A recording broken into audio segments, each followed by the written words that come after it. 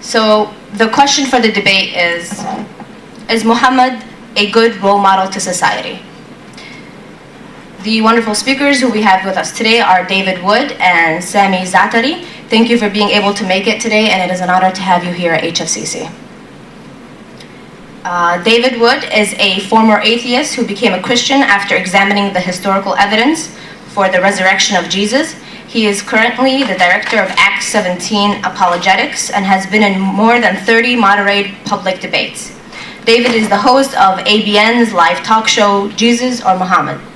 You can reach him at his blog, www.answeringmuslims.com. Our next speaker is Sami Zaatari, who is an international speaker with the Muslim Debate Initiative and has debated the issues of Christianity, secularism, and atheism with a variety of opponents. He has held debates in the US and the UK. Sami has a master's in the field of Middle East politics and also contributes articles to the Palestine Chronicle. He currently runs two websites, one muslim-responses.com as well as ilovemuhammad.com. So the debate format will go as follows. Number one, 20 minutes each where the opening statement will be given for each speaker. Number two, 12 minutes each for the first rebuttal for each speaker. 10 minutes, the second rebuttal. 8 minutes for the third rebuttal. And 3 minutes for the conclusion for every speaker. We will then take the rest of the time for the question and answer session. The first speaker we will be bringing to the podium is Sami Zaatari, or to your desk. Thank you for coming, and there you go.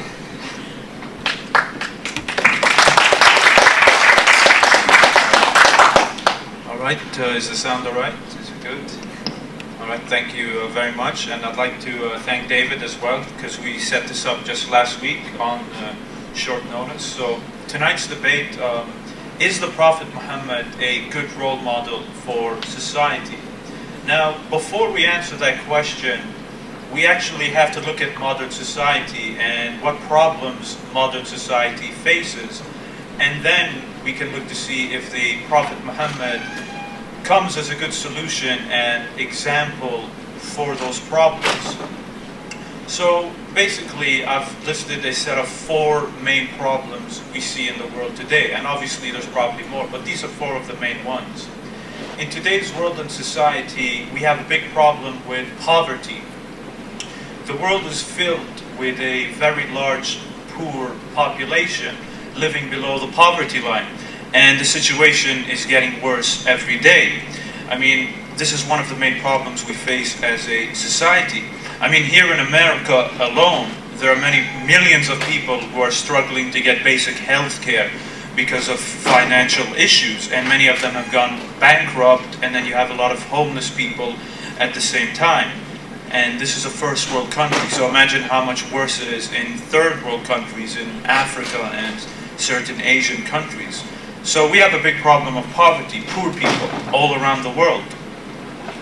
Another problem we face in society, and this is the second problem, is that we have a lot of bad people in this world. And bad people can be split into several different categories. The first category of bad people can be summarized with people with bad manners, people with a bad attitude, and people with basically an uncaring attitude, you know, the selfish type of people. Then you have the people of the more serious kind, the worst type of people, such as oppressors, people who do very bad things. You know, they murder innocent people, they oppress innocent people, and so forth. Fourthly, another type of problem we face, we have people who are bigots and racists, and even though we've come a long way as a society, we still have a lot of racism and bigotry in this world today. So therefore, in light of these problems we face, how does the Prophet Muhammad, peace be upon him, fare as a role model and solution to these specific main problems? Let's start with the first one, with the poor people, helping the poor, the weak, those in poverty. Now in Islam, one of the main pillars of Islam is the zakat, which is a obligatory charity tax which Muslims pay every year from their wealth to the poor. Now, indeed, such a tax can go a very long way in helping poverty if everybody gives from their wealth to those who are in need. And this is a pillar of Islam. This is not something that you can just feel like doing. This is something Muslims must do. It's as I said, it's one of the pillars of Islam. And this is solely a tax for poor people. That's the main purpose of this tax. You can even call it a poor tax. Another great teaching of the Prophet Muhammad comes from the Hadiths. And I'm sure many Muslims know about this, but I'm sure non-Muslims can appreciate this teaching. And as the Prophet said, the believer is not one who eats his fill when the neighbor beside him is hungry. Now that right there is a very powerful, beautiful teaching, especially in today's society. I mean, you're not a true believer while you eat and people are starving right beside you. In other words, you must look after them. Not just eat yourself and be satisfied, but help other people as well. Let them have the food. If they're poor, help them out. And the Prophet Muhammad would also used to encourage his companions to help the beggars. For instance, again in the Hadiths, in Sahih Bukhari, which is one of the books of the Hadiths, whenever a beggar used to come to the Prophet and his companions, the Prophet would tell his companions to help them as an example. So he would never turn them away. He would always tell his companions to help the poor, the beggars, and that they would be rewarded for that. In fact, most of the early Muslims were poor people. At the start of Islam, the majority of converts were poor people from the lower spectrum of society. And the irony is that the pagans used to use this as an insult towards the Muslims. They used to tell the Muslims, look at you, the majority of your people are from the poor and the weak. If Islam was true, then the rich would be with you. And the irony is that pagan opponents of Christianity said the same thing to early Christians. So that's a similarity between both faiths. And then you have the orphans and the widows. Anyone who studies the Hadiths will see that the Prophet Muhammad was insistent upon helping the orphans, looking after them, and as well as the widows. I mean, the Prophet Muhammad likened the one who looked after the widow as taking part in jihad to look after the widow. So there is a great reward in that, as well as looking after the sick. So basically, that's a very good role model to help the poor, the weak, those in poverty, people who essentially need help. I don't think anyone can look at that and say that's a bad role model for society. Now the second point, the third problem, or the second problem, which is, as I said, people in today's society who are basically bad behavior, bad attitude, and we see this every day. I mean, just yesterday, you can even find videos on YouTube. Just yesterday, I watched a video on YouTube of a bunch of teenagers abusing a lady on a bus to the point where she started crying. You know, she was a bit overweight and she was old, and they were mocking her the whole time, and she started crying. And you can watch many of these type of videos on YouTube where you find people abusing and making fun of other people, and sometimes it's not recorded. You see it every day. So, what is the Prophet Muhammad's example when it comes to this type of behavior? And as we know, we as a people, we have a problem with some people have a problem with their tempers and their anger.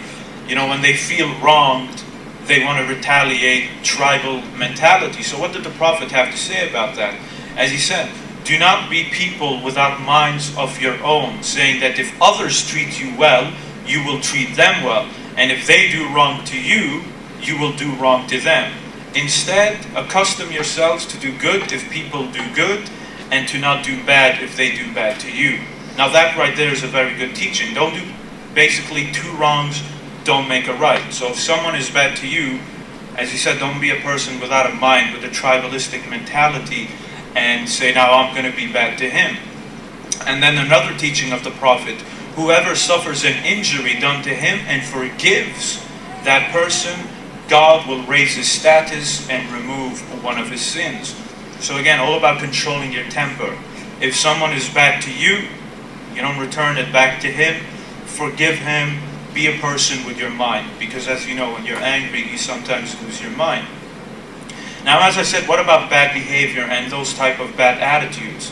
As the Prophet said, the Muslim does not slander, he does not curse, he does not speak obscenely, nor does he speak rudely. In fact, the Prophet even said, if you have nothing good to say, then remain silent. And the irony is that the lady who was being bullied in that video said the same thing to those kids, and I found that very interesting. The Prophet also taught the Muslims that God has revealed to the Muslims that they must be humble and that they must not be boastful or oppress other people. And as we know, in today's society, we have a lot of show-offs with big egos, and they like to put people down and they like to boast about themselves. And then we also have people who like to be judgmental. In today's society, there's a lot of judgmental people pointing their fingers at others. And as the Prophet said, do not search for the fault of others, because if anyone searches for your faults, God will search for his. In other words, don't go looking for trouble with other people. And I think this teaching is great for Muslims, because we as Muslims, we have to admit, we often like to point at each other and tell this Muslim, oh, you're not a good Muslim. We have too many Puritans in our Muslim society, so this teaching would be very applicable to them. Do not go search for the faults of other Muslims, because if they do, as the Prophet said, God will look for their faults. And then another lovely teaching of the Prophet, blessed is he who preoccupies himself with his own defects rather than that of others. And as we know in today's society, as I said, people love to preoccupy themselves with the problems of other people rather than themselves. We know as humans, we love blaming other people for their defects rather than our own. And then another lovely teaching of the Prophet, as he said, beware of suspicion, for suspicion is the worst of false tales. And do not look for others as faults, and do not spy, and do not be jealous of one another, and do not cut off relations from one another, and do not hate each other, rather be brothers. Now, in today's society, I think that's a very good role model. Don't spy on each other, don't be jealous of each other, don't hate each other. And sadly, we see that in a lot of society today. We have a lot of jealousy, a lot of greed with the high levels of materialism. I mean, I was living in London, and if you followed the news, last summer there was a bunch of riots in London. And if you noticed, where did most of the rioters loot? They looted the high-end stores, the Nike stores, the shoe stores. This high level of materialism makes them do such crazy things. And what about honesty and truthfulness? Something that is lacking in today's society. I mean, today, sometimes you never know who you can trust today. You're always suspicious of if you can trust this person or not, because of all the deceit that is out there. But as the Prophet Muhammad taught, honesty leads to righteousness, and righteousness leads to paradise. A man who remains honest and concerned about honesty until he is recorded as an honest man with God. Lying leads to sinfulness, and sinfulness leads to the fire. And then the Prophet also taught, a truthful and trustworthy merchant, a businessman, will be in the company of the prophets, the very truthful, and the martyrs. So even a businessman, the Prophet is putting up that stature of being honest, because as we also know, there's a lot of shady businessmen in today's world. And another great teaching of the Prophet concerning honesty and trust, he who does not keep his trust lacks faith, and he who does not keep his agreements lacks in religion. So according to the Prophet, if you don't keep your trust, if you're not trustworthy, if you don't keep to your promises when you make agreements, then you lack faith and you lack religion as a Muslim. So these are very strong teachings concerned about honesty and truthfulness and being against lying and deceit. Now, what about the worst type of people? The oppressors. The people, as I said, who oppress the innocent, they kill, they murder, the likes of the Nazi Germany and the likes of the oppressive communist regimes, and many other examples, the dictatorship in Egypt which fell. And there's a whole list of examples. So what did the Prophet Muhammad say concerning oppressors, concerning how you should be? As the Prophet taught again in the hadiths, show mercy to those on earth so that he who is in heaven will show mercy to you. So the Prophet is teaching his people, be merciful to one another. And mercy is the opposite of oppression and being mean and rough to somebody and trying to put them down. And in another hadith, the Prophet Muhammad also taught that one of the greatest sins after polytheism is to kill an innocent soul. And as we also know in the Quran, in the 5th chapter, the Quran says that anybody who kills an innocent person, it's like he killed all of mankind.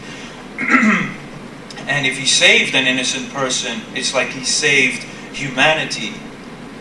And then there's another great teaching of the Prophet when he said, help your brother, whether he is an oppressor or he's an oppressed.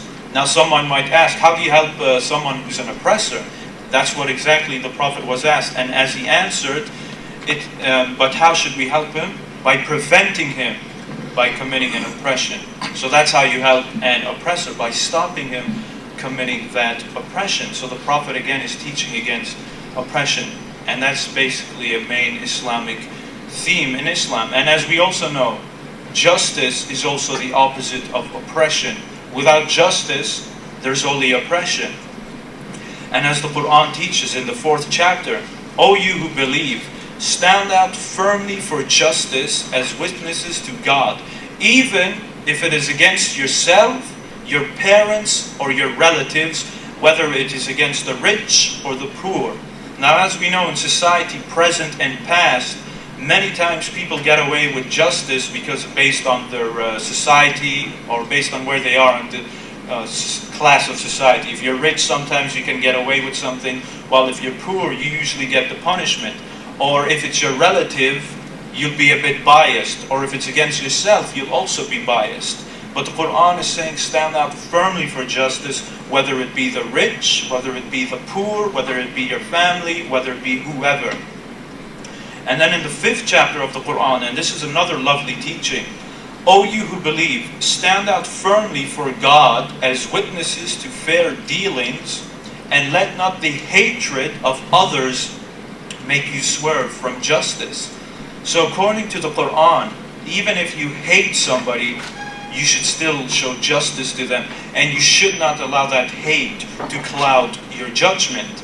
And as we know, there's a lot of people who often their judgment is clouded because they hate somebody and they don't give them true justice due to their biasness. But the Prophet is saying, even if you hate somebody, show that person justice and don't show him injustice. And finally, another problem we face today is racism and bigotry.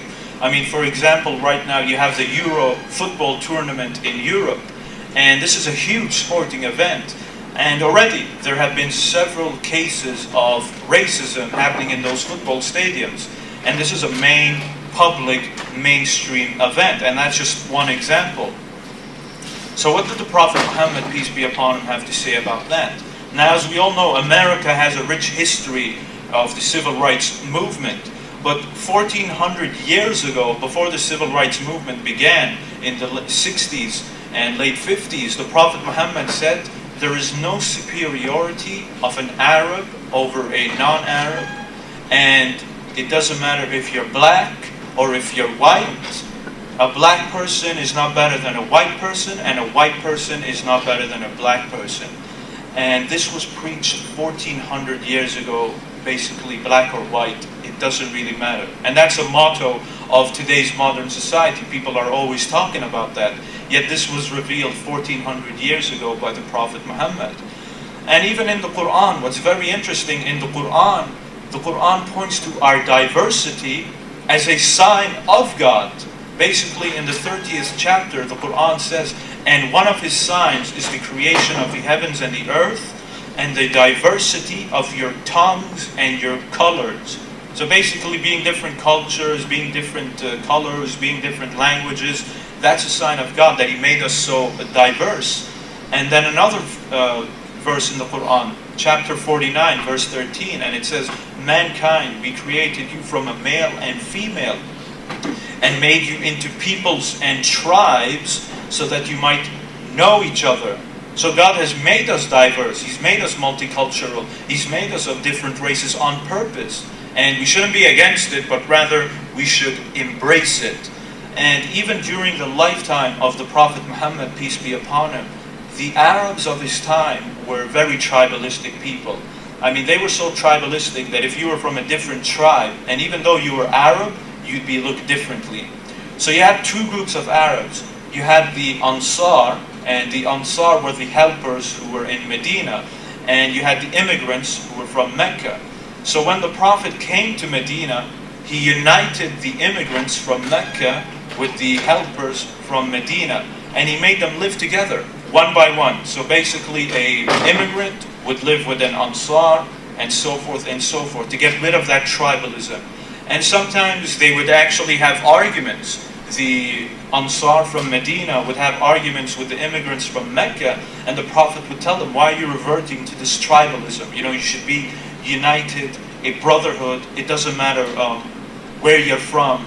Don't look at it through those lenses. So I think if you put all of this together, and I mean there's so many more examples, but my time is short, but if you put all of this together, I think these examples show that the Prophet Muhammad, peace be upon him, is a very good role model to modern society and the problems we face. I mean, something else I didn't mention, family.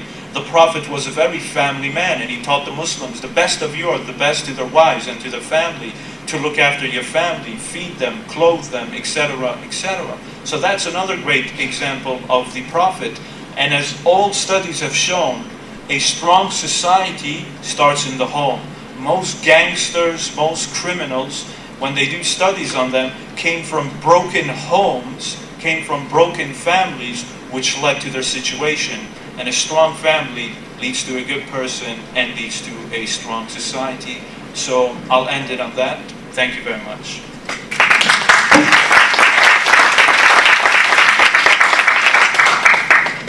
Our next speaker, David Wood, will be giving his opening statement.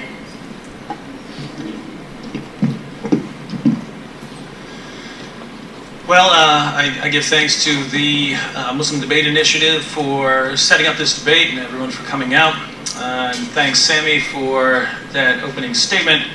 I wish I believed a lot of that. I wish I did. And just to clarify my position here at the beginning, you do have people out there who say Muhammad is the worst person in history, and on the opposite side of the spectrum you have people who say Muhammad is the best person in history. I believe the truth lies somewhere in between, as it often does. And just to give you my overall position ahead of time, I like Muhammad for about the first 40 years or so of his life, and for the next 10 or 12 years, okay with most of his actions and so on, and then the last 10 years kind of ruin everything for me. I've debated the prophethood of Muhammad several times. I can say that Sami is the best I've ever faced on this topic. We debated the prophethood of Muhammad once before, so I'm sure he'll be able to give responses to everything I'm about to say. Whether those responses are satisfying or not, that's a different matter. But as I'm about to share some information about Muhammad and the role and the model he set, don't be too worried until you hear the responses. And then if you think Sami's responses aren't very good, then you can start being worried. I'd like to focus on a couple issues at first. And one would be, if we're talking about the role model set by Muhammad, think about the role model set by Muhammad in terms of how we deal with problems. For almost every problem that the Muslim community had to deal with once Muhammad became the model for society. And keep in mind, during the early Muslim community, during the Meccan years, during some of the Medinan period, Muhammad is not the role model for society. We see Muhammad becoming the standard of society very late in Islamic history, and we see the impact that this had. Let's look at a few teachings from the Quran and the Hadith. Once Muhammad was the role model for society. Surah 9:29, fight those who believe not in Allah nor the last day, nor hold that forbidden which hath been forbidden by Allah and His Messenger, nor acknowledge the religion of truth from among the people of the book, that's Jews and Christians, until they pay the jizya with willing submission and feel themselves subdued. This verse doesn't say, fight people who are attacking you. That was earlier. That was an earlier period in Islamic history. This says, fight those who do not believe. This is a command to fight the unbelievers. And if you'd like to know the justification for fighting the Christians and the Jews and subjugating them, occurs in the next verse. What's the justification for fighting them? Surah 9:30, and the Jews say, Ezra is the son of Allah. And the Christians say, the Messiah is the son of Allah. These are the words of their mouths. They imitate the saying of those who disbelieved before. May Allah destroy them, how they are turned away. Sami talks about bigotry and racism being a problem for society. But you can have bigotry in the sense of violence towards other people. I mean, the kind of violent bigotry against other religions. And the Quran, right here, as plain as day, commands Muslims to fight those who do not believe in Allah. Is that a good role model for society? We have Christians and Muslims in this room, probably some who don't fall into either category.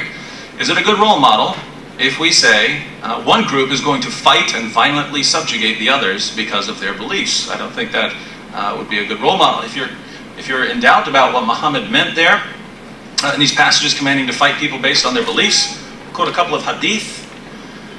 Sahih al-Bukhari, number 6924, Allah's Messenger said, I have been ordered to fight the people till they say, La ilaha illallah.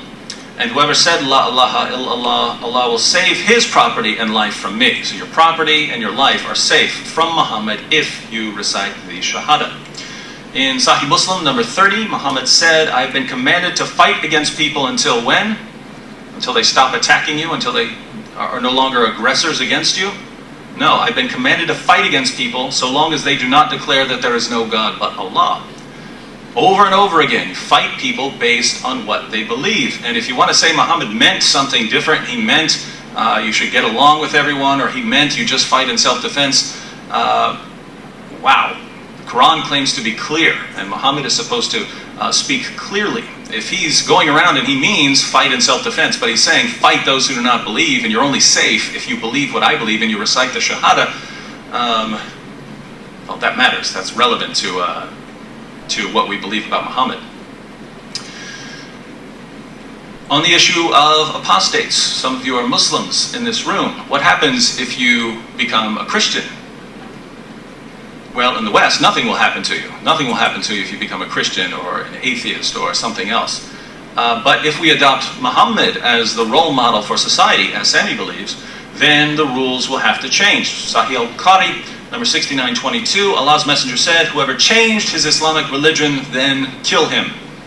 If you leave Islam, you have to die. If that's not clear enough, Sahih al-Bukhari, 6878, Allah's Messenger said, the blood of a Muslim who confesses, La ilaha illallah, and that I am the messenger of Allah, cannot be shed except in 3 cases. Life for life, so you killed another Muslim, a married person who commits illegal sexual intercourse, so adultery, and the one who turns renegade from Islam, apostate, and leaves the group of Muslims. So the only way you can kill another Muslim is if he does one of those things. Notice one of them is killing apostates. Sami quotes Surah 532 of the Quran to show how peaceful Islam is. He said, well, in Islam, if you kill someone, it's as if you killed all mankind. Now here, Muslims quoting this quite a bit. Let's read it in context and see what the verse actually says, and we'll read the following verse. Interestingly, the verse Sami quoted is, according to the Quran, a teaching of the Jews, and it actually comes from Mishnah Sanhedrin in the Talmud. But let's read what it actually says, 532, and then we'll go to 533. For this reason did we prescribe to the children of Israel, it's a teaching of the children of Israel, for this reason did we prescribe to the children of Israel that whoever slays a soul, unless it be for manslaughter or for mischief in the land, and read the Muslim commentaries, mischief in the land is violating any of the Jewish law, it is as though he slew all men. And whoever keeps it alive, it is as though he kept alive all men. And certainly our apostles came to them with clear arguments, but even after that, many of them certainly act extravagantly in the land. That's a teaching of the Jews. The next verse says, and here's the teaching of the Muslims. The punishment of those who wage war against Allah and His apostle and strive to make mischief in the land. What's the penalty for making mischief in the land, in a Muslim land? Is only this, that they should be murdered or crucified, or their hands and their feet should be cut off on opposite sides, or they should be imprisoned. This shall be as a disgrace for them in this world, and in the hereafter they shall have a grievous chastisement. Now notice what many people do when they quote this. There's a teaching of the Jews. They chop off that part about this being for the children of Israel. They pretend that this is a directive towards Muslims. They ignore the next verse, which commands Muslims to violently kill and chop off body parts of people who make mischief in a Muslim land. Well, how do you make mischief in a Muslim land? Apostasy, preaching a non-Muslim message, that all falls into the mischief category. The most extreme, of course, would be having a non-Muslim military presence in a Muslim country. But think about this, the penalty for making mischief in a Muslim land. Is the United States making mischief in Muslim lands? Most Muslims would say so. Yes, Afghanistan and Iraq and so on. The United States is making mischief in the Muslim lands. What's the penalty? It's not pretty, not pretty. So, be careful how you quote the Quran, because sometimes the next verse teaches something very different. So just to kind of get an overview there, what's the solution in Islam if you have unbelievers in a Muslim country? Well, you have to subjugate them. You have to violently subjugate them if they're Christians and Jews until they are paying tribute and until they feel themselves subdued. And that's for Christians and Jews. We're the people of the book. We have a higher status. If you're a polytheist or something, it's worse. You have to convert or die, or you have to get out very quickly. Someone leaves Islam, you kill them. And you can go on down the line with this. What's the penalty for, I mean, if you steal something, it's not some juvenile correction center. It's not going and doing community service or short jail term. You are going to lose some limbs on this one. You're going to have your hand chopped off if you steal. If your wife keeps getting out of line, what do? Well, you warn her first, then you banish her to a separate bed, and then you beat her. Over and over again, when there are problems, for Muhammad, the solution involves violence. So is that a good role model for society? How are we going to deal with our problems in the world today? Well, it's got to involve some bloodshed or some beating. This is not me. This is Muhammad talking. This is the Quran. Now, there are certainly other issues, but the two main categories that would concern me, again, there are plenty of others, but the two main issues that would concern me as a non-Muslim if we were to adopt Muhammad as a role model, one, we have the violence, the tendency towards violence as a solution for various problems, and two, the issues involving women and Muhammad's family. Sami pointed out that a strong family leads to a strong society, and I absolutely agree 100%. Once the family unit starts breaking down, I can guarantee you society will start breaking down. The question is, should Muhammad serve as the role model for a successful family? Well, let's think about this. According to the Quran, Surah 4:3, Muslims can have up to 4 wives. How many wives did Muhammad have? He had at least 9. He had at least 9 or 11 at one time, according to Bukhari. So why did he get 9 or 11 wives? Well, the Quran gave him a special revelation, Surah 33, verse 50. No, he had 9. Muhammad had, according to Bukhari and according to Tabari and other sources, Muhammad had at least 9 wives at one time. And the justification, and Sami will explain this, the justification is Surah 33:50, which gave Muhammad, and Muhammad alone, special privileges, namely the right to have more wives than everyone else. Now, if we think about some of these wives, and trust me, Sami will have responses for all of this. One of them is a girl named Aisha. This is, to Westerners, this is probably one of the things that bothers them most about Muhammad. So it's good to raise the objection and allow Muslim apologists to deal with it. Aisha was 6 when the marriage contract was put together, and she was 9 when the marriage was consummated. Now, in any Western country, at least now, you have different rules in the past, but at least now we would look at that and say a 9-year-old girl is not ready for sex, and we would make laws, and there are laws against having sex with girls that young. You have to, the laws can vary by country, but generally we would agree that's too young for a girl to be entering into marriage. But if we take Muhammad as the role model for society, we have to say, when did Muhammad think it was okay for a girl to start having a family and having sex? Well, 9 at the latest. So should we adopt him as a role model for society? Well, if we agree with that, and I certainly don't. Muhammad had a wife named Sauda. Muhammad married. There's a dispute whether he married Aisha or Sauda first after Khadija. But Sauda became old and unattractive after several years of marriage. Aisha said she was a fat, huge lady. That's a quote from Aisha. And Muhammad was going to divorce her. And Sauda actually had to go to Muhammad and say, I will set aside my marital privileges of you coming and visiting, sharing your time among all your wives and sharing time with me.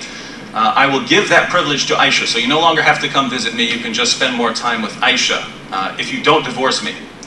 And Muhammad agreed to that. It's in the Quran. And the Quran actually praises Sauda for making that agreement, for saying, I will set aside some of my marital rights and give them to Aisha, so you can spend more time with Aisha if you don't divorce me, because I've gotten old and unattractive. Is that a good role model for society? You live with a woman you marry a woman, she gets older, she gets unattractive, and well, no problem, I'll just toss her to the side. Oh well, she's willing to stay married to me if she gives up her rights, maybe I'll stay married to her. Is that a good role model? Is that a strong family?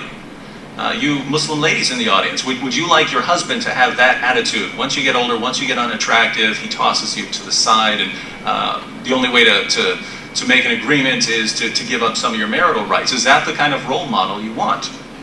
I wouldn't consider that a good role model for society. Sami brings up the importance of honesty. And it's interesting that in the Muslim sources, if you make an oath and then you find something better than keeping your oath, you can set aside your oath. So I made an oath, this is what I'm going to do. And then, well, I decided something is better, and you can then break that oath. And interestingly, we find Muhammad himself doing this. There's a verse of the Quran, beginning in verse 66. So the opening verses of verse 66 tell Muhammad, why did you forbid yourself what I haven't forbidden you? Why did you do that? And the historical background for this verse is that Muhammad was caught in the house of one of his wives, who was a slave girl, Mary the Copt. He was having sex with Mary the Copt in one of the houses of his other wives, Hafsa. And his wives got very upset about this, and he made an oath. I promise I'm going to stop having sex with Mary the Copt. Then the revelation came down. Muhammad, why are you forbidding for yourself what I haven't forbidden? And according to the opening verses of Surah 66, Muhammad no longer had to keep his oath. If you want commentaries on that, we can go. If you want to look at the historical background. Is that the kind of role model you want? Your husband comes to you, I promise you I'm not going to do this anymore. I'm not going to be sleeping with that woman anymore. I'm not married to her, she's my slave girl. And then comes back to you a little later. Sorry, I just realized Allah didn't tell me I had to do that. And so it's okay for me not to keep my oath. Is that a good role model for society? I don't believe it is. The issue of mutta. Shia Muslims believe that mutta is still an acceptable practice. That's temporary marriage. There's a disagreement among Sunnis. Sunnis generally believe that the practice is no longer allowed. But it's important. It was not Muhammad who overruled the practice, who abolished the practice. It was the rightly guided caliphs. So if you believe that the rightly guided caliphs can overrule Muhammad's teachings, then you believe that mutta is no longer allowed. But regardless, everyone agrees, everyone, Sunnis and Shias agree, that at least at one time Muhammad allowed the practice of mutta, temporary marriage. In other words, straightforward prostitution is not allowed. I can't walk up to a woman and say, here's $50, let's go have sex, because you're not married to her. So in the early Muslim community, there was the practice of temporary marriage. Namely, you walk up to a woman, here's $50, let's get married for tonight, and then we'll be divorced in the morning. There's no question this was allowed in the early Muslim community. We have tons of sources on this. And even Sunni sources in Bukhari and Muslim. And if you'd like to read them, bring it up in the Q&A. Or if someone would like me to read them, I'd be happy to do so. But the practice of mutta was allowed. Now, do we want that as a role model for society?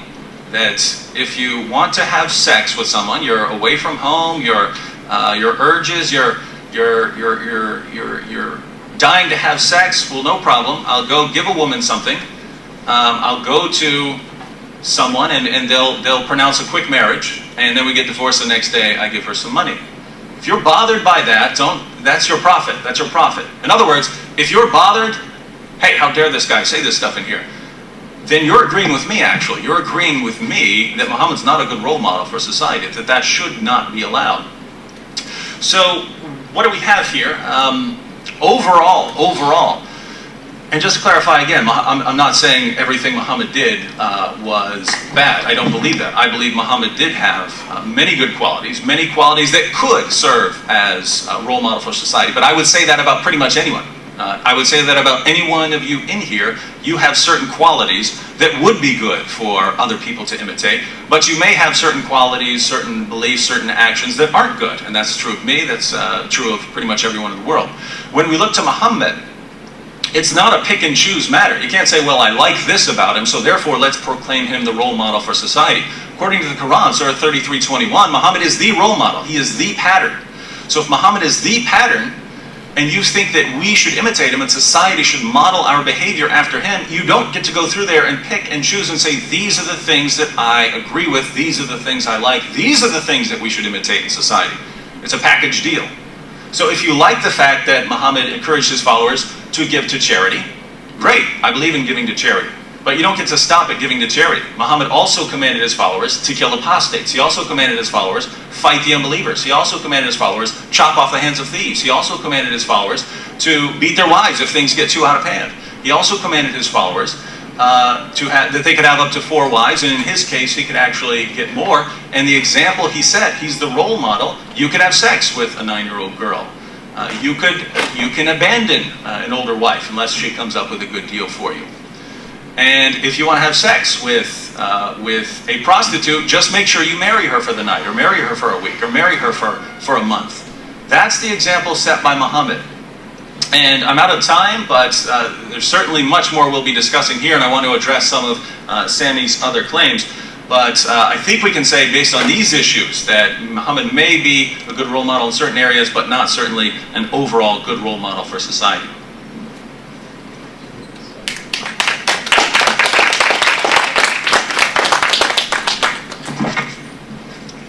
The first rebuttal will be given by Sami. You have 12 minutes. All right, thank you for that. Now, there's a lot of points, so if I don't address anything, then please bring it up in the Q&A, because I have answers to all of the points. All right, so let's start with the first point he made, which is 929, Surah 929. Fight them until they all believe, and subdue them and make them pay the jizya.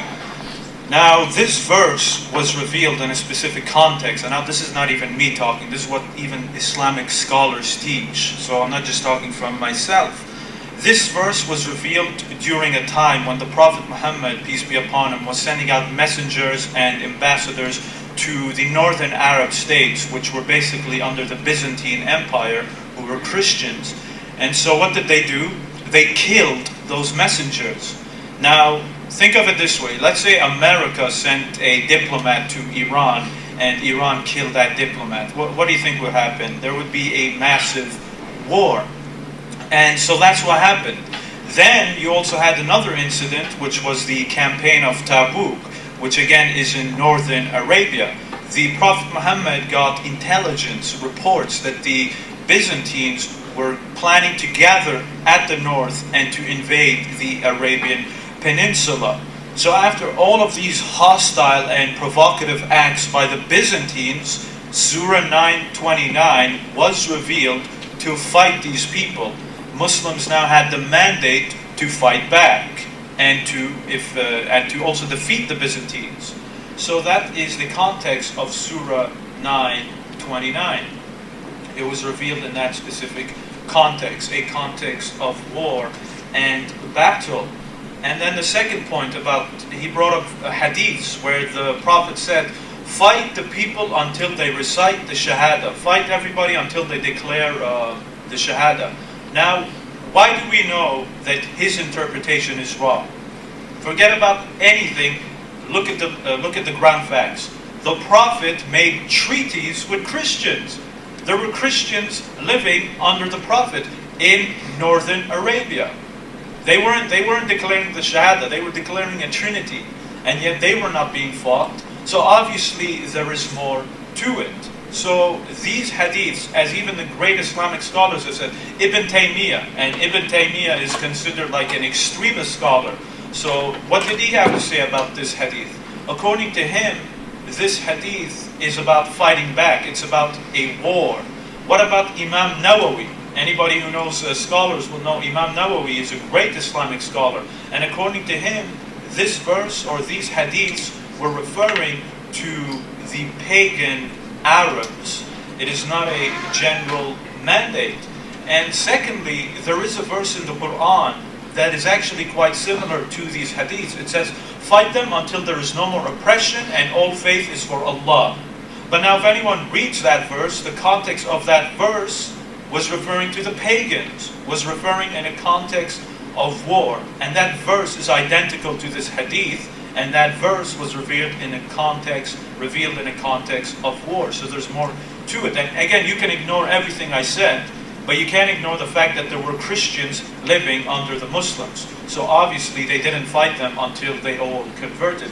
I mean, some of the oldest Christian populations are located in Muslim countries. Some of the oldest churches are located in Muslim countries. I mean, outside Israel, the second country with the most Jewish sites is the Islamic Republic of Iran, who according to some people is Nazi Germany, yet they have the second largest Jewish population there, and they've been there for hundreds of years. So obviously, it's not as simple as he's making it out to be.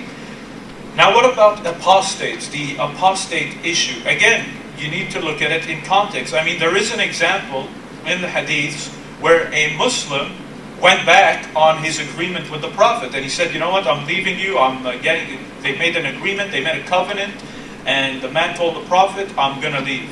And the Prophet didn't kill him, he let him go.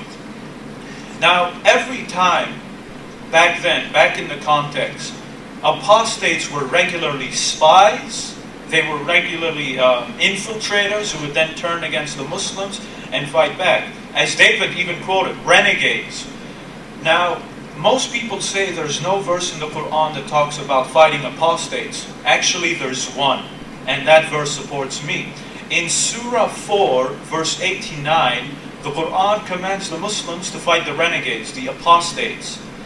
But what is the context of this verse? Ibn Abbas, anyone who knows Ibn Abbas, he was a relative of the Prophet. He's one of the greatest commentators of the Quran. What did he have to say about fighting the apostates? This is what he said. This verse was revealed about some people in Mecca who said they embraced Islam, yet they gave their support to the pagans in Mecca. Once these people went to Mecca, they sat with the pagans, and once they were with the Muslims, they said, we'll help the Muslims. And basically they were playing both sides. And these were apostates. So they were not simply apostates who decided to leave the religion because they lost faith. These were people who were pretending to be Muslims. They would leave the religion, then they would go to the pagans, then they would come to the Muslims. And there's even another example in Sahih Bukhari. A non-Muslim spy came to the Prophet while he was on a journey. The spy sat with the companions of the Prophet and started talking and then went away. He acted like he was a Muslim, but he was just there to spy. Then you have another incident. You had the tribe of Uqal incident. This is what happened. These people came to the Muslims and they were sick, they needed help, and they converted to Islam. So the Prophet helped them. He let some Muslims help them, they looked after them. Once the Muslims looked after those people killed the Muslims by literally burning their eyes and stealing everything they had. And those were apostates. So when you look at it in context, that's the apostates. That's the issue. Those were how apostates were back then. And these are all Islamic texts. So again, it's not just that simple. If you're an apostate, it's the end. What about the teaching to the Jews? The one I quoted, if you kill one innocent person, it's like you killed all of humanity. Yes, that teaching was given to the Jews, but the Quran is reminding us of it. The Quran didn't abrogate it and say, oh yeah, that was for the Jews only, now you don't have to follow it. I mean, the Quran teaches monotheism, which was also taught to the Jews. Does that mean now we don't follow monotheism? No, it's just confirming a great teaching that was given to them that now we will follow. And yes, the next verse does say, those who wage war and mischief should be killed and crucified. But that's talking not about innocent people. The verse before it is talking about innocent people. But if you're not an innocent person, yes, that might sound harsh, but what does making mischief mean? No, it doesn't mean being a non-Muslim. Scholars have defined it. Making mischief in the land are basically like your criminals, like your gangsters, people who are bandits, people who are thieves, people who are rapists, terrorists, etc., etc. Those are the type of people, the mischief makers. And yes, in the Islamic State, those people will be harshly punished. And in fact, there's many people in the West who would agree for such harsh punishment on vile, backward criminals. I mean, the justice system in the West has gotten so soft that you find these people doing whatever they feel like. So I doubt many people will have a problem in properly punishing criminals. That's what the verse is talking about. Criminals, to protect innocent people. It's not talking about innocent people. That's what you have to keep in mind. What about the issue of beating your wife? Well, if anyone reads the Arabic, the word doesn't actually mean beater and puncher. It just means hit. Now, this is not my opinion. As David says, now this is the Prophet speaking. When the Prophet explained it, he said it's a hit that doesn't even cause any pain. His relative, Ibn Abbas, also described it as causing no pain, causing no bruising. And as ladies know, ladies bruise quite easily. It doesn't, with a man's force, she bruise easily. And the Prophet is saying, don't bruise her, don't cause any pain. So it's not really to beat or hurt her. And that's not my opinion. That is Islamic scholarship and the Prophet Muhammad himself. So it's not punching her and beating her and causing her pain. And the Prophet even said, the worst of the Muslims are those who cause harm to their wives. I mean, the Quran even says, don't mistreat your wives. Don't keep them against their will. Be kind and soft with them, nice and so forth. So again, you have to look at it in context. And David then said, in Islam, the solution is always violence. You know, retaliate, be bad. No, it isn't. Because in my opening, I brought you hadiths which said, if someone is bad to you, don't be bad to them. And it's good to forgive people and so forth. So it's not always about violence. Now, what about the Prophet having 9 to 11 wives? Yes, he had extra wives, but if you look at the wives, there was always a specific context. Some of them were widows, so he was making an example to the Muslims. Remember, I said in my opening, Islam has a high emphasis on widows. Secondly, a lot of these wives were from warring tribes. And back then, if you married into a tribe, you would become a family, and that would end the war. There was one case when the Prophet married a lady from a warring tribe who were defeated by the Muslims, and thanks to the marriage, all her people were freed as a result of the marriage, and they had peace. The third category of wives, the Prophet used to marry the daughters of his close companions, thereby making their bond even stronger and making them family, such as Abu Bakr, such as Umar, and these men became the caliphs of Islam. So the Prophet is making a bond with the people who will continue the message of Islam. So that makes perfect sense. And as for Sauda, there is no hadith that says the Prophet was going to divorce Sauda. Sauda went to the Prophet and gave this recommendation that I'll give my time to Aisha. But there was no hadith where the Prophet said, oh yeah, you know what, you're fat, you're ugly, and I want to divorce you. That hadith does not exist. And that was 2 more points. You can break your oath for something better. It doesn't mean you go back on your oath. It means you do something better. Like if I say I'm going to take you with a car, but then I take you with a plane or something like that. And what about temporary marriage? Muslims, Sunni Muslims don't follow temporary marriage. It was revealed in a specific context. These were early Muslims who were still not used to being chaste only to their wives and so forth and so forth. So this was a specific limited time that was given to them as a dispensation or something. They were still new Muslims. I mean, after all, alcohol was allowed for the early Muslims until it was eventually abrogated. And my time's up, and I think those are all his points. Thank you.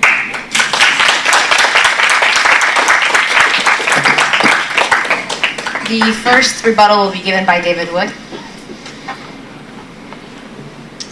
Well, Sami, I'll just go through his points. Sami said that Surah 929 only referred to fighting some certain people who had killed messengers. Well, the killing of messengers was much, much earlier, and in the historical context, it had nothing to do with this command. I'll also point out that if this really means just kill a particular group who killed your messengers, it is horribly unclear. The Quran claims over and over and over again, like a beating drum, to be clear. It's clear, it's fully detailed, it's fully explained. Those are things the Quran says about itself. So if it had been revealed to Muhammad, fight people who had killed your messenger, why didn't it say, fight some people who killed your messenger? Why would it say, fight those who believe not in Allah? And why would the very next verse give the justification for the killing as, the Christians say that Jesus is the Son of God? Why would that be the justification? Why wouldn't it be? It's because they killed a messenger. In other words, if you're telling me this verse means something other than what it says, then you're telling me the Quran is a very, very unclear book. Now, the actual historical context, let's read it. This comes from Ibn Kathir. Allah Most High ordered the believers to prohibit the disbelievers from entering or coming near the sacred mosque. So polytheists were no longer allowed near the sacred mosque, but Mecca got a lot of money from the pilgrimage to Mecca. So people were worried how they were going to make money. Let's read. On that, Quraysh thought that they would reduce their profits from trade. Therefore, Allah Most High compensated them and ordered them to fight the people of the book until they embrace Islam or pay the jizya. And then we have the revelations. So in its context in the Quran, the only context that explains why this fighting occurred, why Muslims are commanded to fight the people of the book, is the very next verse, and it says, because of our beliefs, we have false beliefs. In the historical context, the justification is, we need money. Where are we going to get it? Oh, well, now we're going to fight these unbelievers, and they're going to pay us money. That's going to replace the money that we used to get from the pagans taking the pilgrimage. Nothing here about what Sami said. Sami said that the hadith, the numerous hadith, where Muhammad commands his followers to fight people until they recite the Shahada, he says, well, you know, that's in the context of war. Again, I would say Muhammad is very unclear in what he's saying. If he really means, let's go fight people in the context of war, why not say, let's fight people in the context of war? Why say, I'm going to go out and fight people until they recite the Shahada? And they're only going to be safe. People are only going to be safe for me if they do. He says this referred to pagan Arabs. Actually, I don't have a tremendous problem with that interpretation. If you say that the command for Jews and Christians is to fight them until they're subjugated, until they're dhimmis, and that the command for other groups, polytheists, is to fight them until they convert to Islam and embrace Islam, then I don't have a problem with that interpretation. He said killing apostates is only, the command to kill apostates was only issued because all of these apostates would go and turn against the Muslim community. Here again, I would say if that's what Muhammad meant, he is not communicating very clearly. If he meant fight an apostate if he attacks you, why would he say, if anyone, not just a certain person, if anyone leaves his Islamic religion, then kill him? I mean, these are commands about killing people. You want to be as clear as possible. If the President of the United States were to issue a command and say, hey, go kill Muslims, everyone would object. Wait, what do you mean, go kill Muslims? We're just supposed to go around killing Muslims? And then suppose he came back and clarified and say, no, I just meant, some terrorists who were blowing stuff up from Al-Qaeda. Wouldn't you say, look, if you mean terrorists who are working for Al-Qaeda, you need to say that. You need to say exactly what you mean if you're talking about killing people. That's the clarity we would demand. Why does Muhammad get to issue these blanket commands? If anyone leaves Islam, kill him. Oh, by the way, I really meant if he comes back and is starting to attack the Muslim community. Didn't say that. So if either way, you have two alternatives. Either Islam commands you to kill apostates, in which case, not a good role model, or Muhammad is not a very good communicator, in which case we should adopt a role model who speaks clearly and tells us how we should act. On the issue of women, Sami says, well, the beating isn't supposed to cause a woman pain. It's not supposed to leave any bruises, not supposed to hurt them. And here, I'm not sure what Sami, you do have Muslim commentators who say things like that, but if we look to the Muslim sources, we see something very different. Sahih Muslim, number 2127, Aisha sneaks out of the house to see what Muhammad's doing. Muhammad comes home, finds her out of breath, asks her what she's done, and then what happened? He struck me on the chest, which caused me pain. Wait a minute, this is Aisha saying what Muhammad did. He struck me on the chest, which caused me pain. I thought Sami said it's not supposed to cause pain. So was Muhammad violating his own commands in Surah 434? Let's go with a more extreme example. Sahih al-Bukhari, number 4825. A woman had been beaten by her husband until a patch of her skin turned green. Aisha brings her to Muhammad for justice. Aisha brings her to Muhammad. Muhammad will protect this woman. And Aisha said, look at her. Her skin is greener than her clothes. Muhammad did a little investigation and said, wait a minute, you lied about your husband. Sent her away. So what is this? Keep in mind, she's lying about her husband, so she had done something wrong. But is Sami's interpretation of 434 correct? You can't leave a mark, you can't cause pain. No, he beat her until her skin turned green, and that was okay because she was being a bad wife. So we need to keep in mind when we read the Quran, when we read these verses, we have lots of ahadith on these passages to explain what they mean for us. And in fact, if you'd like to know the historical background for Surah 434, we have that.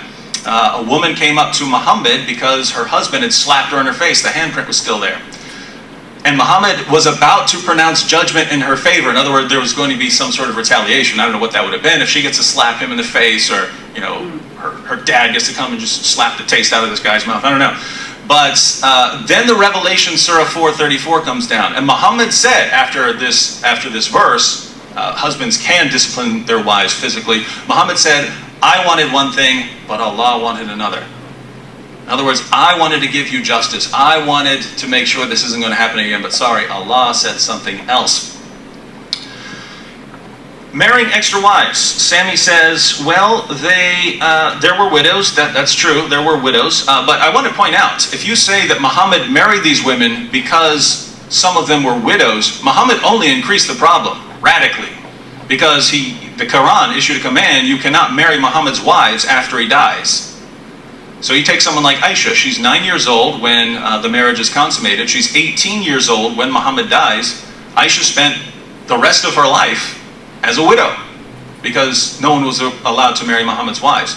So all of these women were widows after Muhammad died. So if the point was to protect these women from being widows, I'd say it failed and only increased the problem. You ended up with a lot of widows who can never remarry. Sami said Muhammad married the daughters of his close companions to strengthen his bond with them. Is this a good role model for society? That's the context of this debate. I have my friend Paul back there. Maybe Paul has a daughter a few years from now, and I say, Paul, we're good buddies. We need to strengthen our friendship. I'd like to marry your 6-year-old daughter. Is that a good role model for society? I don't think anyone in here would say that's a practice we need to adopt in our country. And yet, if we say Muhammad is the role model, Sami said that's why he did it. I don't agree that that's why he did it, but if that's the justification for marrying Aisha, then is that the role model we want to follow? I would say no. Sami pointed out that in the passages that we would normally turn to dealing with the Sauda issue, it doesn't say Muhammad went to her and said, I'm going to divorce you, and then they came up with a deal. I agree. It says Sauda feared. So if you want the justification for this passage, it doesn't say Muhammad ran out to divorce her. It said Sauda feared divorce. Muhammad wasn't treating her the same way anymore, apparently. But Sauda feared, this man is about to divorce me. So she goes to Muhammad and says, look, let's make a deal. Don't divorce me, and I'll give my marital rights and privileges of visitation to Aisha. Now, suppose we grant that Muhammad wasn't going to divorce her. Let's suppose Muhammad gave no indication that he was going to divorce Sauda. Suppose you have a wife and she comes to you and she thinks you're going to leave her. She thinks you're going to abandon her. and she says to you, please don't abandon me, I'll give my marital privileges to someone else, just please don't leave me, please don't take away my home, please don't take away my food. She says that to you. What's your response going to be? Good deal, I agree. Or, what do you mean? I will never abandon you. Why would I abandon you? You're my wife. I will take care of you until you die. Which one of those should we adopt as a role model for society? Where you are loyal to your wife until one of you dies? Or where your wife is so afraid that you're going to divorce her that when she comes to you with a deal, you say, good deal. According to Muhammad's example, if your wife is scared that you're going to abandon her, she comes to you with a deal, you should say, okay, cool, good deal. Maybe I wasn't even going to divorce you, but now that you offered, yeah, I would like to spend more time with Aisha. If you don't like any of this, this is Muhammad. This is Muhammad. If you don't like any of these things, then what's that mean? It means you're agreeing with me that Muhammad is not a good role model. Sami said, well, breaking oaths is okay if you agree to do something better. I'm going to take you by car, well, maybe I take you by plane, that's better. That's not what Surah 61 says. It's not what it says.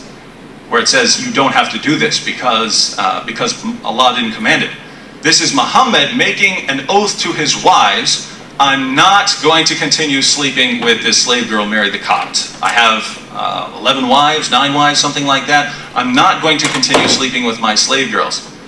And then comes back, sorry, Allah didn't tell me that I was not allowed to sleep with the slave girl. I'm going to continue the practice. What's the better thing? What's the better thing that Muhammad is doing there?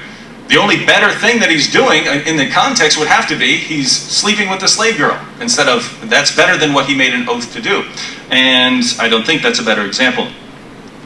Sami said that temporary marriage was only for a time. So notice he agrees, and any Muslim scholar will agree that temporary marriage, paying a woman to marry you for the night, was allowed in early Islam. The only dispute would be whether it's still allowed today. And again, you'd have to believe that the rightly guided caliphs can overrule Muhammad. And some of the sources, even Sunni sources, would say no. But does that make it better? Keep in mind, Muhammad allowed the practice. Muhammad allowed the practice, and we're not asking, are the rightly guided caliphs a good role model? We're asking, is Muhammad a good role model? And Muhammad allowed mutta. So if you think it's a good role model, that's up to you.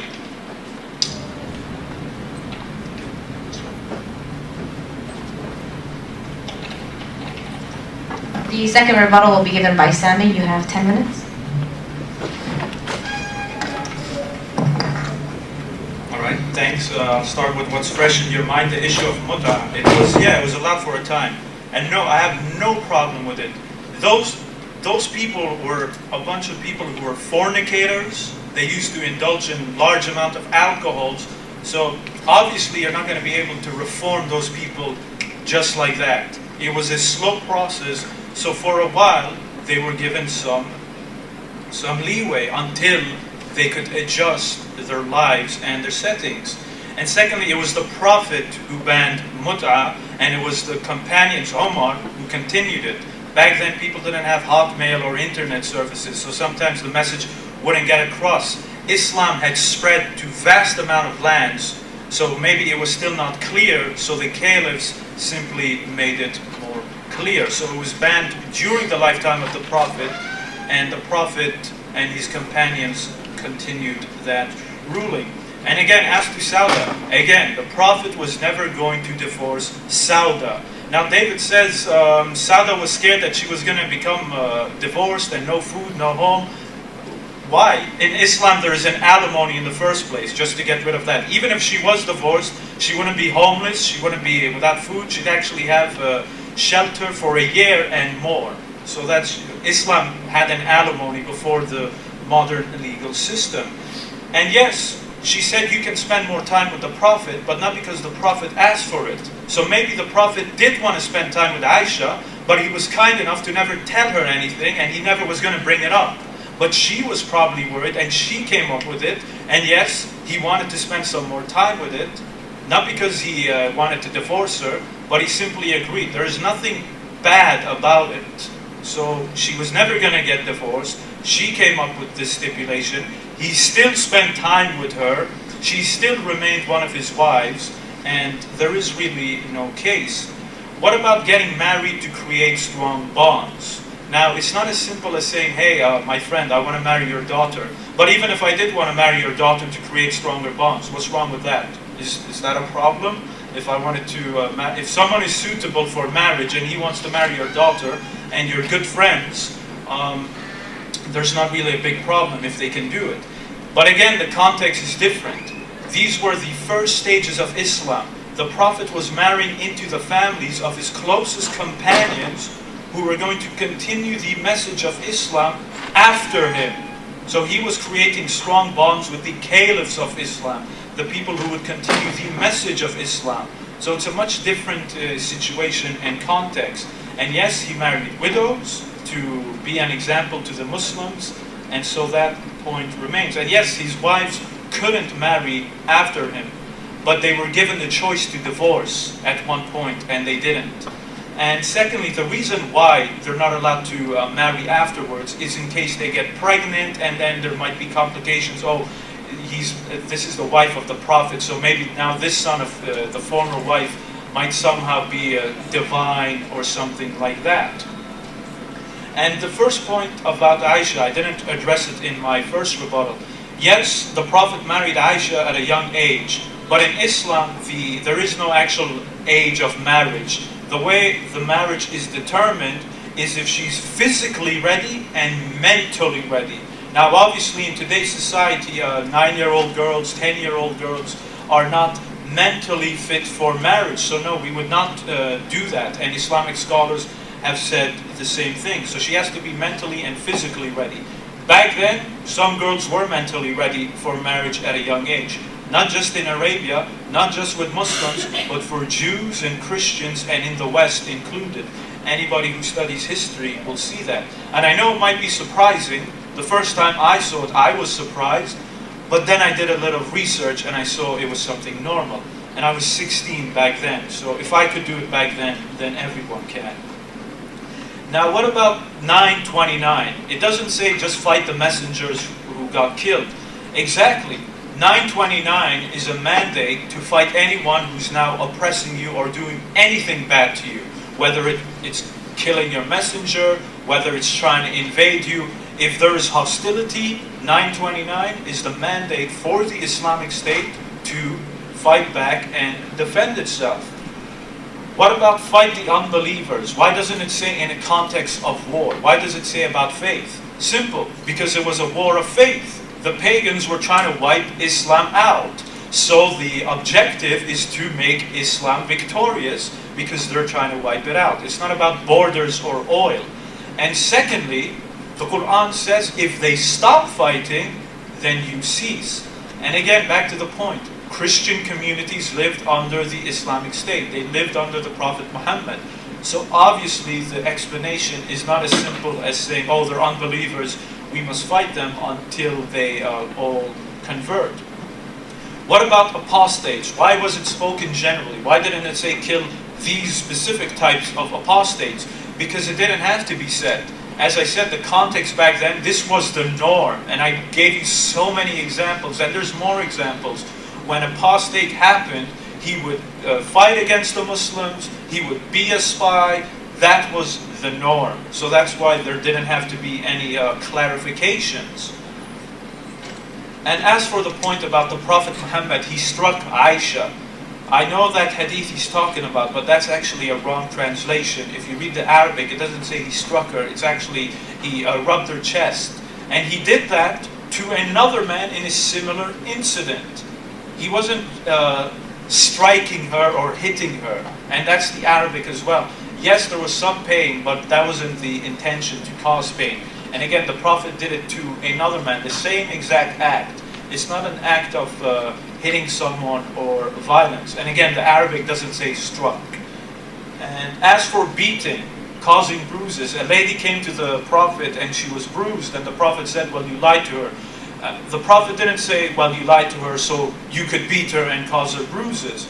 And again, back to the other point, the Prophet clearly said in Islamic sources, do not hit that causes pain. Ibn Abbas, the Prophet's relative, one of the greatest commentators of the Quran, said the hitting is light, it doesn't cause bruises, it doesn't cause pain, so that point remains. And I think those are, and yeah, the point about the oaths. Surah 61 is a different case than the hadith. She's saying, if you find an oath, do something better. The Prophet was awarded a privilege which he didn't take, and then God reminded him of the privilege. Now there's nothing wrong with that. Even in the Old Testament, prophets were given certain privileges.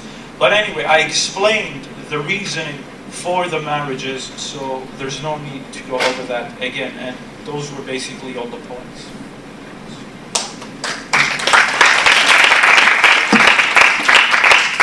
The second rebuttal will be given by David. You have 10 minutes.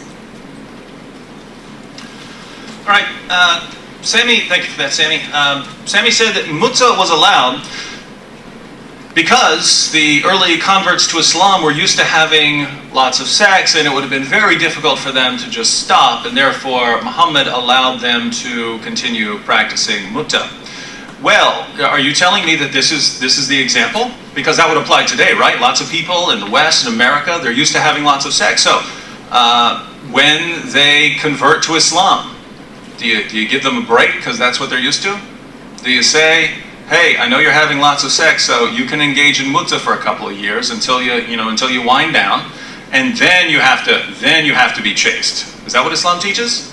Because according to what Sami told us, and according to what we read in the Muslim sources, that's exactly what Muslims should teach. If we follow Muhammad as the pattern of society, then we should say, if you convert to Islam, you can practice temporary marriage, a form of prostitution that involves getting married for a day or two or something like that. You can engage in that. You can do that.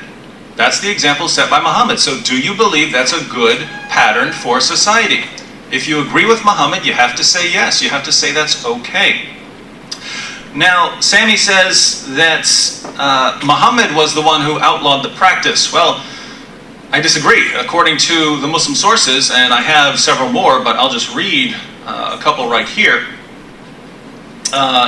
Jabir Abdullah came to perform Umrah, and we came to his abode, and the people asked him about different things, and then they made mention of temporary marriage, whereupon he said, yes, we had been benefiting ourselves by temporary marriage during the lifetime of the Holy Prophet and during the time of Abu Bakr and Umar. So when did it end? So if we're following the timeline here, it was allowed during Muhammad's time, then allowed during Abu Bakr's time, and at least some practice of it during Umar's time. Next hadith, number 3249. This is not Muhammad talking, this is Muslims talking about history. We contracted temporary marriage, giving a handful of flour as a dower in the time of Muhammad. Notice what you would pay a woman for having this temporary marriage. You give her a handful of flour, of food. We contracted temporary marriage by giving a handful of flour during the lifetime of Allah's Messenger and during the time of Abu Bakr until Umar forbade it. So who outlawed mutza? Well, that's Umar. So I'll leave this up to you Muslims. If you believe in following the rightly guided caliphs of Sunni Islam, then you would have to say it's outlawed today. But if you don't believe the rightly guided caliphs can overrule Muhammad, you have to say it's still allowed. So what do we have here? At the very least, if we ask ourselves, is this a good role model for society, you have a decision to make.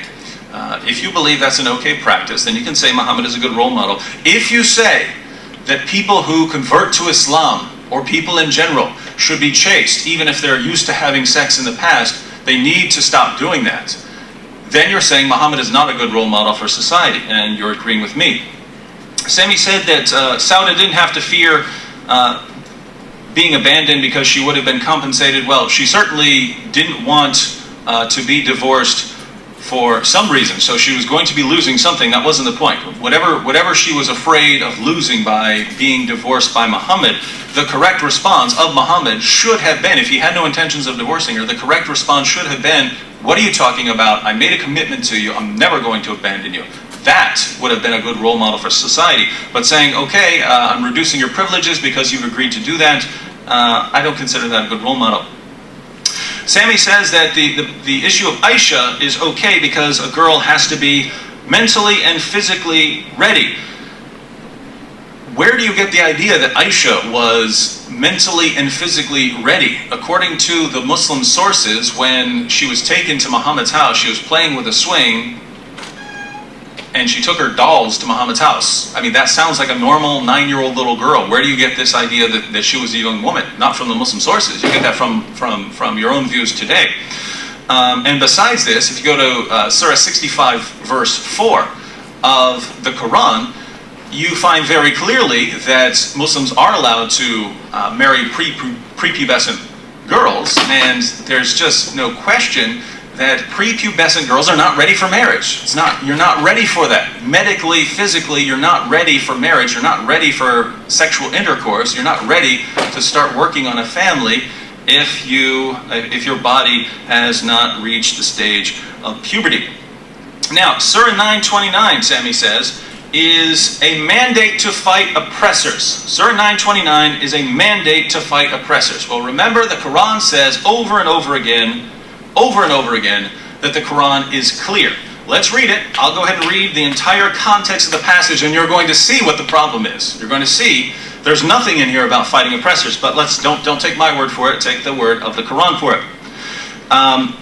So we'll read Surah 9, starting at verse 20, and we'll keep going, and you'll see the problem with Sami's interpretation.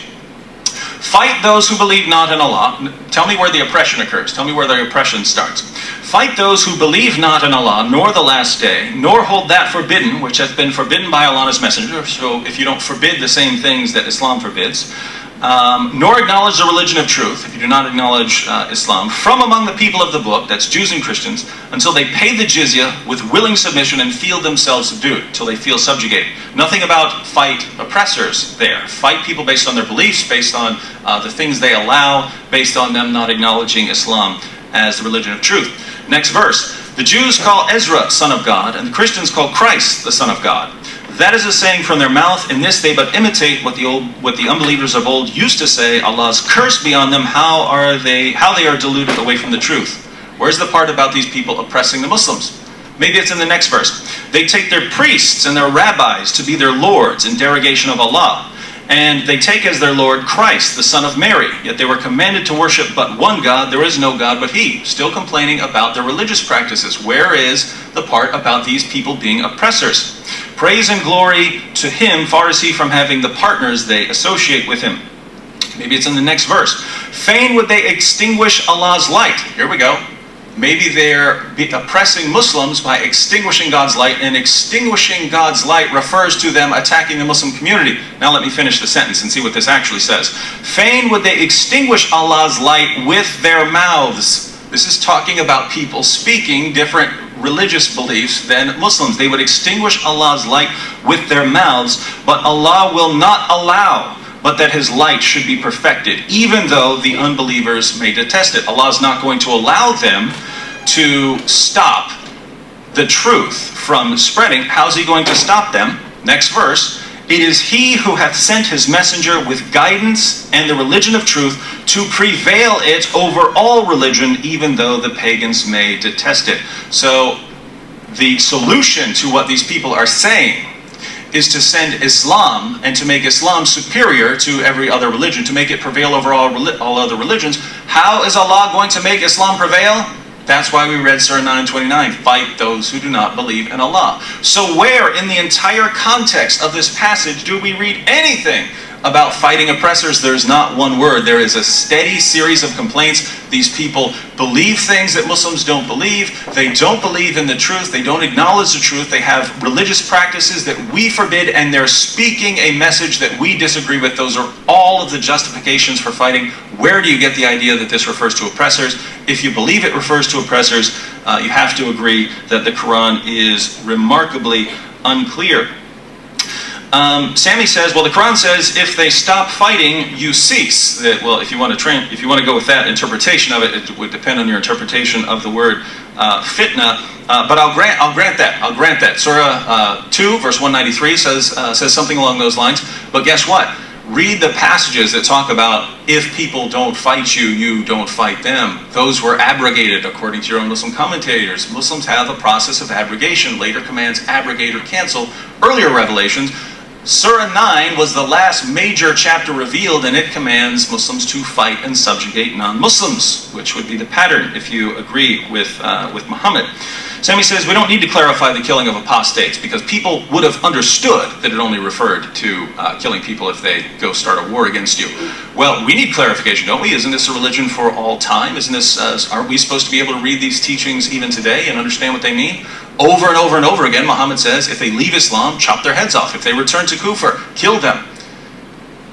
If that means kill people who go out and start a war against you, I really wish he would have said that. It could have saved lots of lives, and all four schools of Sunni jurisprudence would have concluded something very different from what they did conclude, and that they all concluded that if someone leaves Islam, they have to die. Right, I'm out of time, but I'll continue some of the other responses in the next rebuttal.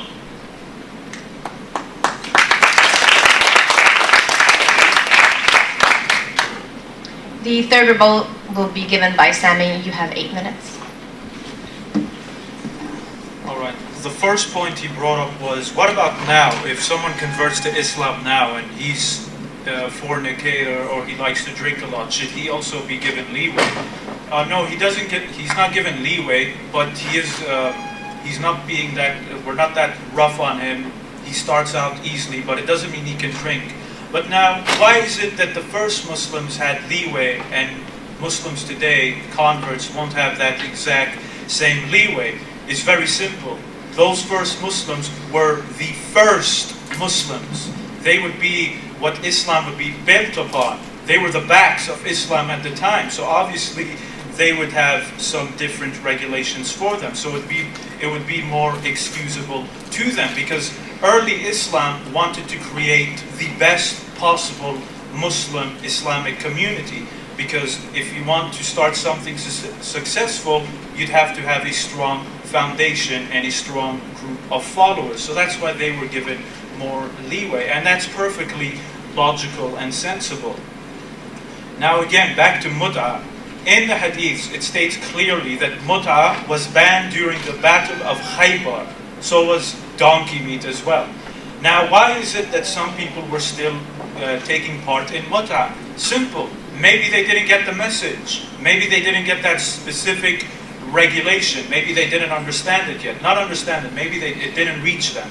It's that simple. These people were not living in a time where they had modern communication systems as we do. And so some of them were still partaking in that act, and Omar eventually put an end to it. So it's that simple. And again, that's the hadith. It was banned by the Prophet during the Battle of Khaybar. So that was during the Prophet's lifetime. And again, with Sauda, the Prophet did not want to divorce Sauda. True, maybe she thought she's going to get divorced. Now, as we all know, sometimes women, they think a lot about these things. Oh, I'm fat, maybe he doesn't like me. And she's married to the Prophet, so she's not married to any man. So she probably even got more worried, because this is a great man and look at me. But it never came up, and she gave him that right. And again, if the Prophet didn't want to be with this woman, period, he'd say, I don't want to be with you at all. Even if you're giving me this much amount of time, I don't want you at all. But he never did that. He still spent time with her. And as for Aisha, how do we know Aisha was mentally ready? Because she was one of the closest wives to the Prophet. After he died, she was still a young lady, and she became a great scholar of Islam. She even led men into a battle. So all of these indicate that she was very ready, and she wasn't harmed at all, and there were no bad side effects. Surely if she was oppressed or abused, we would find her being mentally scarred and so forth and so forth. Yet Aisha, anyone who studies her history will know that she was a very strong lady. And what about the point Muslims can marry girls before puberty? That needs to be explained. That's a pre-arranged marriage. It's not an official marriage. So basically, once the girl is ready for the marriage, once she's physically and mentally ready, then she will have a choice whether she wants to go through with the official marriage. So it doesn't mean that you can now go marry a child if she's not ready. And that's how Islamic scholarship has understood it. Now what about Surah 929? David simply wants to throw out all Islamic methodology and say, well, it doesn't say that in the Quran. Well, that's not simple Islamic methodology. In Islamic methodology, we have the Quran, we have the Sunnah, we have the Hadiths, we have the Tafsir, all of it put together. You don't just say, oh, well, that's it. There is a context that explains the revelations, and it all comes together. And when you look at it in context by Islamic methodology, the context was during a time of war. And yes, it's talking about non-believers. The Byzantines were Christians who did want to extinguish the light of Islam. That's why they were killing the messengers. That's why they were planning to invade the Arabian Peninsula. So it actually fits into the context. And even when David kept reading, it mentioned pagans. Well, guess what? The Muslims were also at war with the pagans during that time. So again, the context matches what I'm saying. And then David brings up the point of abrogation. The verses that talk about making peace have all been abrogated and so forth. You don't have to believe me, just look at the ground facts. If that was the case, then why did the Islamic State have a vibrant non-Muslim population living under it? And that's not what Muslims say. Non-Muslim scholars even talk about the great tolerance of the Islamic State. Christians themselves, during the time, wrote about how tolerant they were. Jews themselves had their golden age under Muslims. I mean, when the Muslims went to Jerusalem, just to illustrate this, the site of Solomon's Temple Mount, the place was a garbage dump. The Muslims fixed the site up. That was the Muslims who restored the site of Solomon. And then the Jews were again allowed to worship in their holy city. And these are all historical facts. So obviously, I don't know what's been abrogated. You know, these people aren't being fought, they're not being forced to Islam, and they were being protected, they were being given their rights, and so that's history. So you just look at the ground facts. And again, the oldest churches are in the Middle East, in Muslim countries. So if everything is as black and white as David is trying to make it out to be, then why are they there? They shouldn't even exist. They should have all been wiped out because they didn't become Muslims. But they were all there. They're all thriving in the Middle East, and they were living well off. And so I believe those were his main... Again, yeah, that's it. And I don't think there's any other point. So yeah.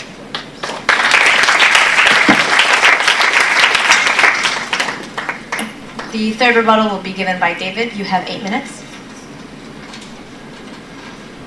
All right, Sami asks, you responded to my question about whether a person today would be given the kind of leeway that an early Muslim convert would be given.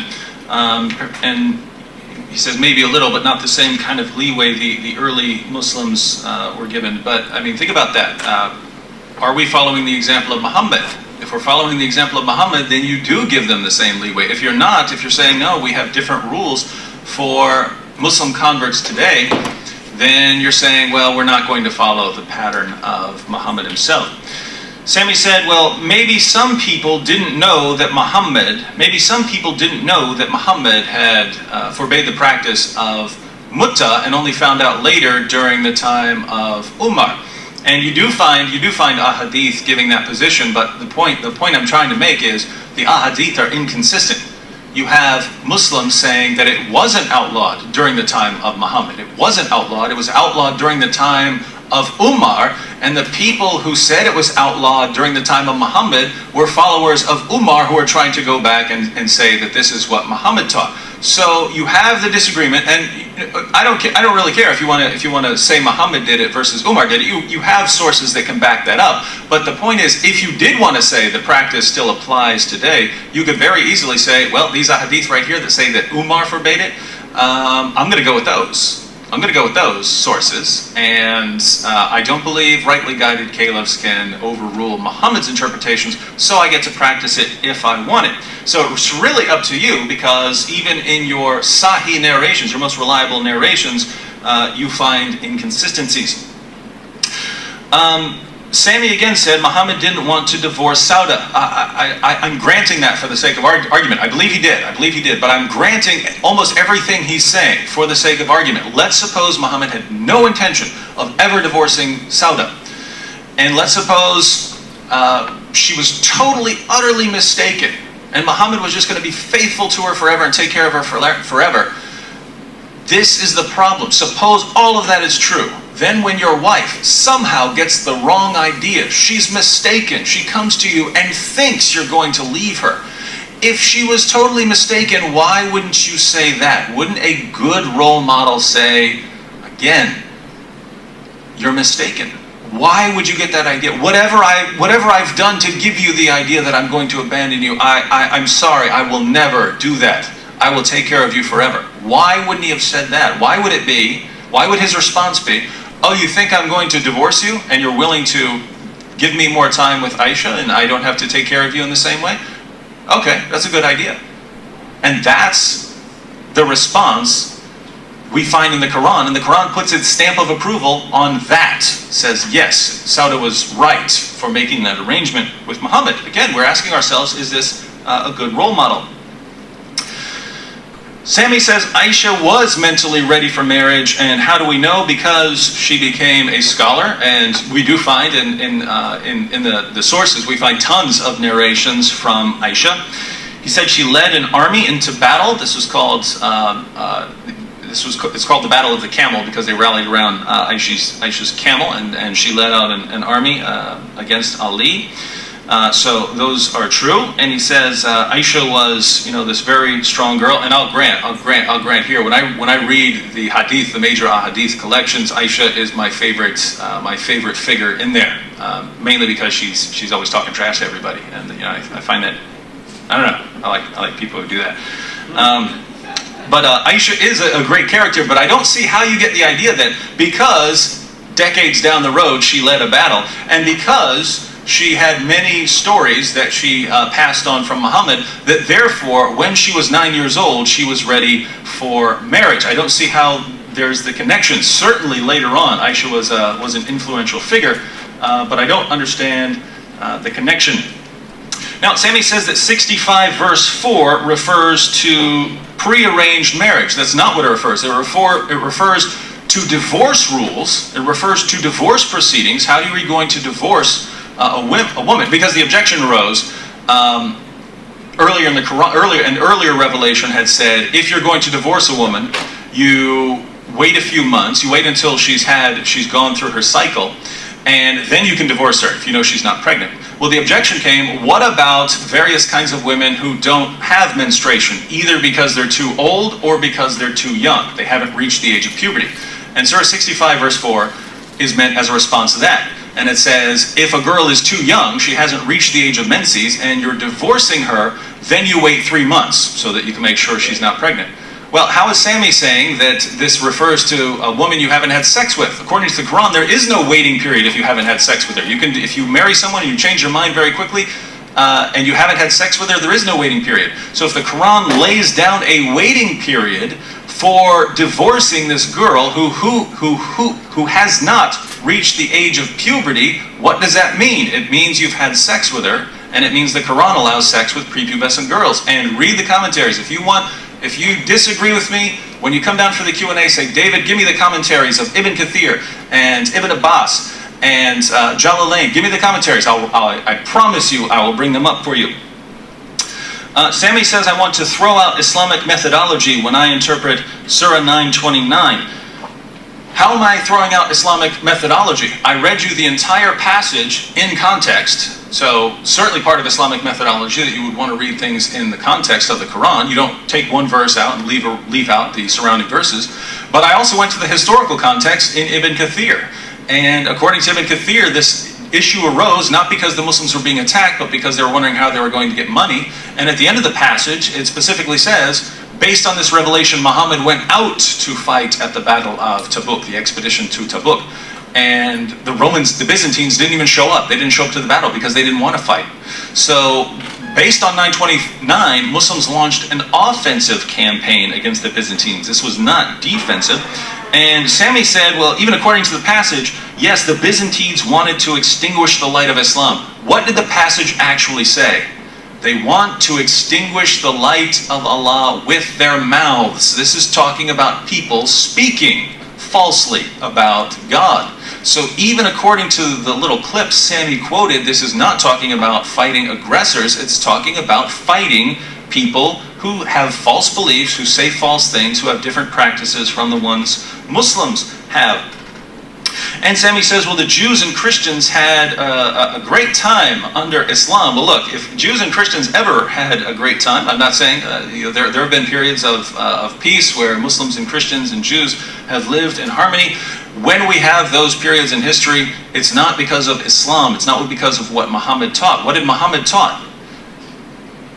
They pay the jizya, you fight them until they feel themselves subdued, until they feel subjugated. And if you read the Muslim commentaries on how people are to pay the jizya, the dhimmis, the Christians and Jews who are subjugated to Islam, have to come crawling on their knees. The Muslim will grab them by their beards and strike them on the jaw in order to show them their inferior position. This is not me talking. This is not me talking. This is what your sources say. So again, we have to ask ourselves, is this a good moral example? Certainly more we can discuss, but I would say no.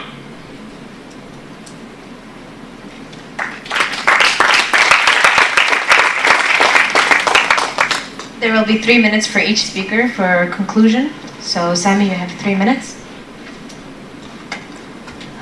All right, thank you. Now, in this afternoon's debate, all of my presentation points I made remain. All those points stand as they are. Those examples show that he was a good role model. Now, obviously, we had a lot of criticism of the Prophet Muhammad, but in reality, there was no criticism, because David is saying one thing, but the text is saying something completely different. Like Sauda. David is saying the Prophet wanted to divorce Sauda, she was scared and all of this, yet the Prophet never wanted to divorce her. Secondly, Sauda never went to the Prophet and said, I'm so scared you're going to divorce me, and the Prophet then told her, you know what, that's a good deal. That never happened. And thirdly, if somebody wants to get a divorce, they'll get a divorce. End of story. If I want to divorce a lady, I want to get rid of her. It doesn't matter if she comes and tells me, you know what, we'll spend less time. No, it doesn't work like that. The Prophet told her she's mistaken by an action, by never divorcing her. That's how he told her, you're wrong. I don't want to divorce you because we're not getting divorced. Simple. And the issue of mut'ah, again, he admits that that was banned during the lifetime of the Prophet, but he says it's inconsistent. No, it's not inconsistent. It's very logical to know why it still happened. These were people that did not communicate with modern communication systems, and Islam was still growing to vast lands and territory, so some people might still have heard that message and didn't know it was abrogated, and Omar just cleared it up. Very simple. That's not inconsistent at all. What about Aisha? How do we know she's not mentally scarred? Because she came to all of those things. If she was an oppressed victim, as many people like to say, she would never become a great Islamic scholar, become a great Islamic leader. That's the proof. Thank you. And as for the wars, Muslims are supposed to conquer and do all of this. He's saying one thing. Look at the facts. Christian communities are still in the Middle East. They were there during the lifetime of the Prophet. They didn't just have a good life after the Prophet. They had a good life under the Prophet, under the caliphs. They were given their religious freedom, tolerance under the Prophet and the caliphs, early Islam. So you don't have to look at what we're saying, just look at the facts. That's historical facts to show that it's not that black and white.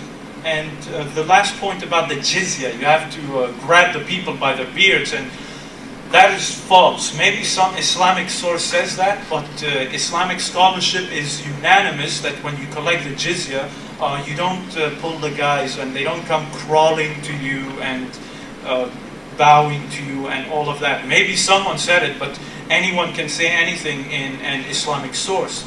The unanimous consensus is that they don't do that. And the only people who do pay the jizya are adult males. females, children, religious persons, handicapped persons, and so forth are not required to pay the jizya. And the jizya is simply a tax that renders a service. We pay taxes for our police force and so forth. And the Muslims, as I said, have their taxes that they pay to the state, such as the zakat. So my time is up. Thank you. David, you have 3 minutes for your conclusion. Give him 30 seconds extra. 3 minutes and 30 seconds. Well, I'd like to thank everyone, to thank Sami. I know I'm a Christian. When someone's criticizing Christianity, it's not always fun, and I know I'm criticizing Muhammad, raising all kinds of objections. I know that's not necessarily fun. So I thank everyone for being patient, for listening to both sides. And as I said in my, in the beginning, I don't think Muhammad was the worst person in history, but this is a debate, so I'm focusing on the things related to the topic. And I think given what we find, I know many of you, by the looks on your faces, were disturbed by lots of the things that we find in the Muslim sources. And if you are, you have to think about why that is. If you really believe in Muhammad, you have to wonder why these things are there, whether you agree with them or not. At the end of the day, if you say, I really believe in Muhammad, and I believe Surah 33:21 that Muhammad is the pattern, you have to accept some very interesting things, or you can go against the obvious meaning of the passages. So if you really believe in Muhammad, you have a choice. You can look at Surah 9:29, fight those who do not believe. And you can either say, I'm going to fight those who do not believe, or you can say, I'm going to assume that doesn't mean what it says. I'm going to assume that when the next verse says that it's because these people are Christians and Jews, they're extinguishing the light of Allah later in the passage, that it can't mean that. But where are you getting that meaning? You're not getting that meaning from the text. The text is perfectly clear. In this case, I agree, the text is perfectly clear, as the Quran often says of itself. So if you want to disagree with these passages, if you don't want to apply this pattern to society, what are you saying? Muhammad said, fight those who do not believe, but I'm not going to do it. I'm going to reinterpret it. Muhammad said, kill apostates. If anyone leaves Islam, kill him, but I'm not going to interpret it that way. I'm going to reinterpret it. Muhammad said, you can beat your wives into submission if they keep getting out of line. And we have the example of a woman being beaten until her skin turned green, but I'm not going to interpret it that way.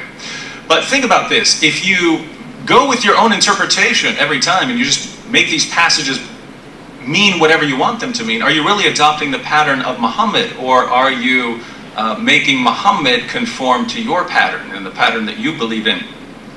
On the other hand, we have the family issues of Muhammad marrying 9 to 11 wives, Muhammad's relationship with Aisha, Muhammad's relationship with Sauda, Muhammad and his other wives. And do you believe these things are okay? Do you believe that mutta, at least even if you go with Sami's interpretation and say Muhammad outlawed it, do you believe that these things are okay? Do you believe that if people are used to having sex, you don't tell them, well, now's the time to stop, you're a Muslim, that you give them leeway, as Sami said Muhammad did for at least a time?